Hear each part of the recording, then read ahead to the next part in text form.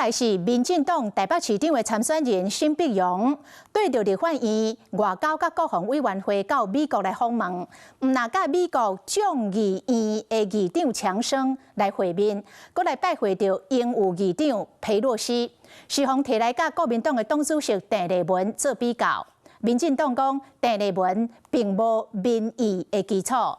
國民黨是來反駁，講這個國會外交甲政黨的外交本來性質就無共款，袂當摕來相比拼。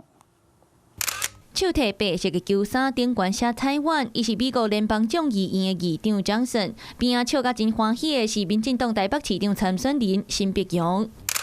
那另外一領印台北球衫是送予眾議院英務議長裴洛西。沈碧容對立院外交國防委員會訪美，為美西一路飛去華府，接受拜會真濟位美國國會重量級的人士。我們要出發去華盛頓，那接下來會有做更多國會外交的行動。那我們現在要去坐飛機咯。在咧出發之前，閣特別翕影片來預告。非營利組織美國台灣觀測站嘛發表評論，指出民進黨立委團訪美受到高規格接待，歡迎台北關係繼續深化，唔是美方挖向特定的政黨。甲進前國民黨主席鄭麗文訪美的行程相比，見到官員無公開，甚至傳出美方國會派出科長級的官員接待，這規格敢是差傷多。包括沈伯洋委員在內，也得到美國眾議院領袖的熱烈歡迎。相形之下，政黨領袖如果沒有民意基礎，在美國國會的眼中，就要看他們跟美國的外交政策、國家利益是否一致來判斷。立也是大力宣傳嘛，認為鄭麗文無民意基礎，無法度替美方帶來實際上的利益，自然無大咖來接見。